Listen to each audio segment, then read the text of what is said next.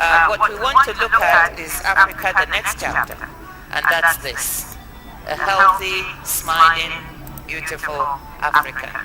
And I think it's worth remembering what we've heard through this conference right from the first day, where I heard that all the important statistics have been given about where we are now, about how the continent is doing much better.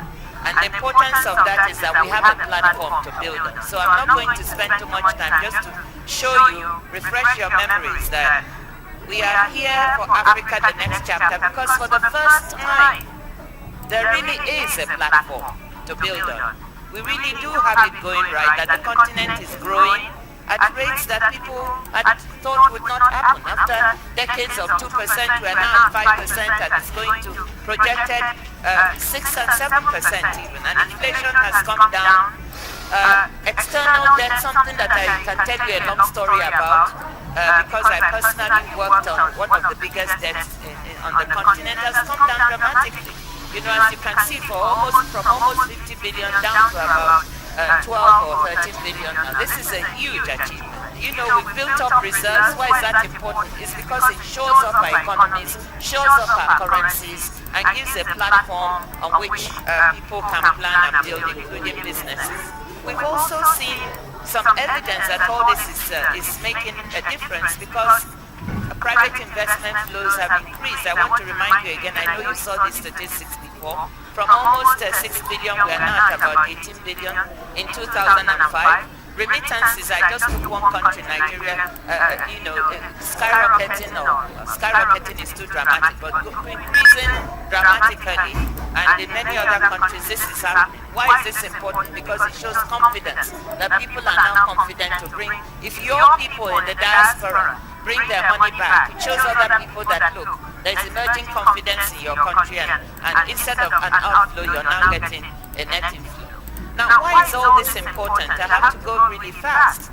It's important that we build this platform, that we have the President Kikwetes and others of our leaders who are saying, look, we must do something different, because we are confronted with a challenge. 62% of our population we can build on. And it brings us to the debate that has been going on here. Aid versus private sector, aid versus trade, etc. And someone stood up to say, one of the frustrating things is that it's been a simplistic debate. And that's not what the debate should be about. That's engaging in the wrong debate. The issue here is, how do we get a partnership that involves government, donors, the private sector, and ordinary African people taking charge of their own lives? How do we combine all this to move our continent forward, to do the things that need doing that I talked about, getting young people employed, getting the creative juices flowing on this continent, much of what you have seen here. So I'm afraid we've been engaging a little bit in the wrong debate, and we need to bring it back to say, what is the combination of all these factors that is going to yield what we want? And I want to tell you something. For me, the issue about aid, I don't think that Africans need to now go all the way over to the other side and feel bad about aid. Africa has been given the other countries' aid. Mo Ibrahim said at a debate where asked that he dreams one day when Africa will be given aid. And I said, Mo, you're right. We have but we've already been doing it. The UK and the US could not have been built today without Africa's aid.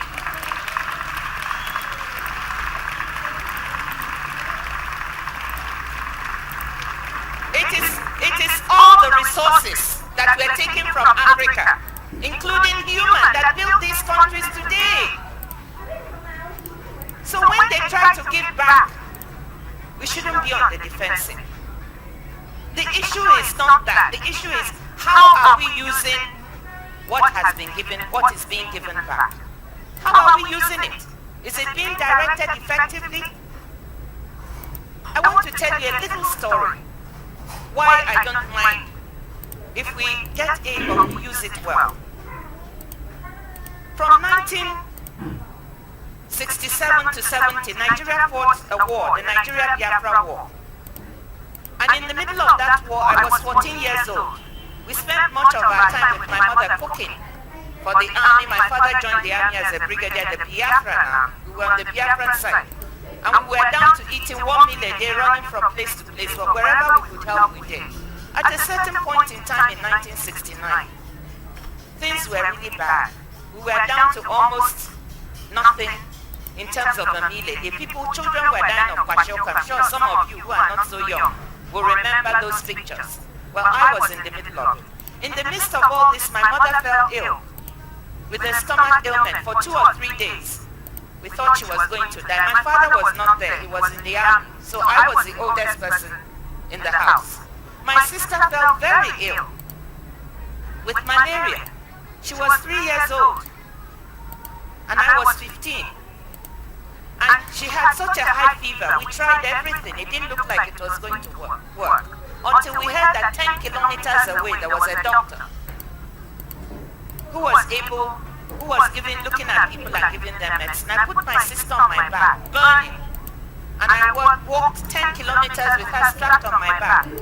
It was really hot. I was very hungry. I was scared because I knew her life depended on my getting to this woman. We heard there was a woman doctor who was treating people. I walked 10 kilometers, putting one foot in front of the other. I got there and I saw huge crowds. Almost 1,000 people were there, trying to break down the door. She was doing this in a church. How was I going to get in? I had to crawl in between the legs of these people with Njide, my sister, strapped on my back. Find a way to a window, and whilst they were trying to break down the door, I climbed in through the window and jumped in. This woman told me it was in the nick of time. By the time we jumped into that hole, she was barely moving. She gave her a shot of chloroquine. What I learned was the chloroquine then. Gave her some, it must have been rehydration, and some other therapies, and put us in a corner. In about 2 to 3 hours, she started to move. And then they toweled her down, because she started sweating, which was a good sign. And then my sister woke up. And about 5 or 6 hours later, she said we could go home. I strapped her on my back. I walked the 10 kilometers back, and it was the shortest walk I ever had. I was so happy that my sister was alive. Today she's 41 years old, a mother of 3, and she's a physician saving other lives. Why am I telling that? I'm telling you that because when it is you or your person involved today, for which many people, even from other parts of the world, are going there to find jobs. What did they do with the $3 billion a day? They use it to build an information superhighway, again, infrastructure that enables them to participate in the information technology revolution and to create jobs in their economy. They didn't say, no, we are not going to take this. Today, the European Union is busy transferring it. My frustration is if they can build infrastructure in Spain, which is roads, highways, other things that they can build ICT, why do they refuse to use the same aid to build the same infrastructure in our countries?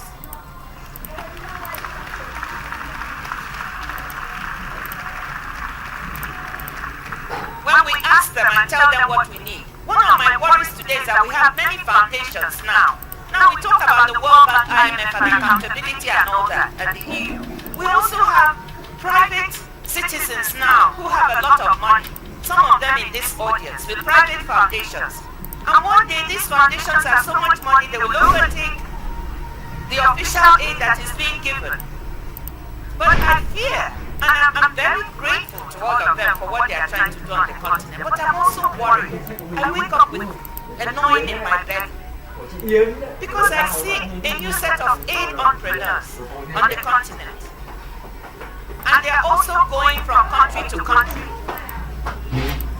And many times trying to find what to do. But I'm not really sure that their assistance is also being channeled in the right way. And many of them are not really familiar with the continent. They are just discovering. And many times I don't see Africans working. They are not going alone. And many times I get the impression they are not really even interested in hearing from Africans who might know. They want to visit us, see what's happening on the ground and make a decision. And I may be being hard. But I worry because this money is so important. Now, who are they accountable to? Are we on their boards? When they make decisions about where to channel money, are we there? Will we make the same mistake that we made before? Have our presidents and our leaders everyone is talking about, have they ever called these people together and said, look, you foundation and you foundation, you have so much money, we are great. Let's sit down and really tell you where the money should be channeled and where this aid should go. Have we done that? The answer is no. And each one is making their own individual effort. And then 10 years from now, billions will again have gone into Africa. And we would still have the same problems. This is what gives us the hopeless image. Our inability to take charge and say to all these people bringing their money, sit down. And we don't do it because there are so many of us. We don't coordinate. We've not called the Bill Gates and the Soros and everybody else who is helping and said, sit down, let's have a conference with you. As a continent, here are our priorities. Here is where we want you to channel this money. Each one should not be an entrepreneur going and finding what is best. We are not trying to stop them at all, but to help them help us better. And what is disappointing me is that we are not doing this.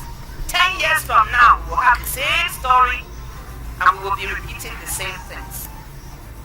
So, our problem right now is how can we leverage all this goodwill that is coming towards our way?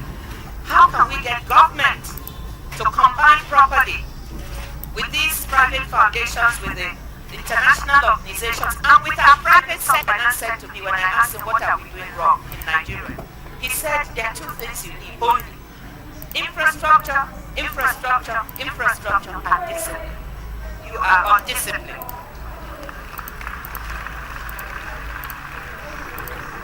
And I repeat it for the continent. It's the same. We need infrastructure, and discipline. So we can make it catalytic to help us provide some of that. Now I realize I'm not saying health and education, we can also provide that as well. But I'm saying it's not either or. Let's see how it can be a facilitator in partnership. One idea. Second thing, for the private sector, people are afraid to take risks on the continent. Why can't some of this aid be used as a kind of guarantee mechanism to enable people to take risks? And finally, because they are both standing ahead, I'm out of time. Am I out of time? Okay, so let me not forget my punchline. One of the things I want everybody to collaborate on is to support women to create jobs.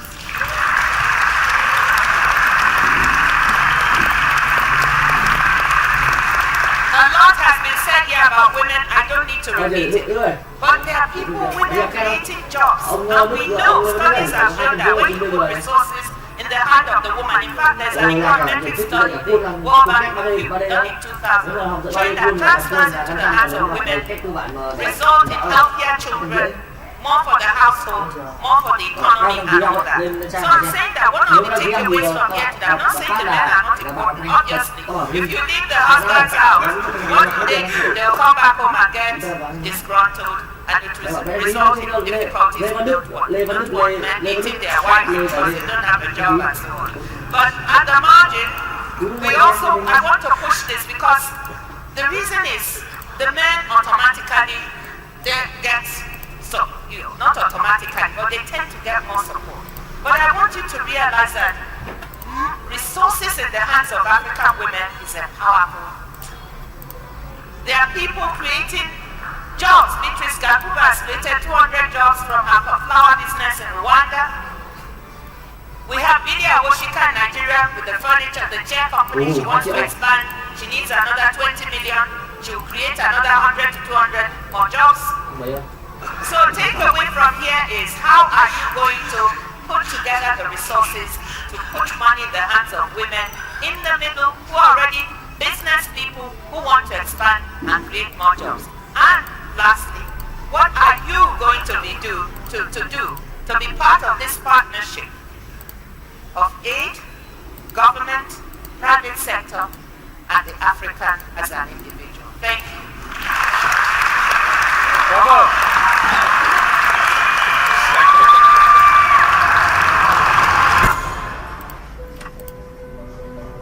Great movies are made in the details. When you forget it's a movie and you feel like you're really there. That's our ultimate goal as storytellers.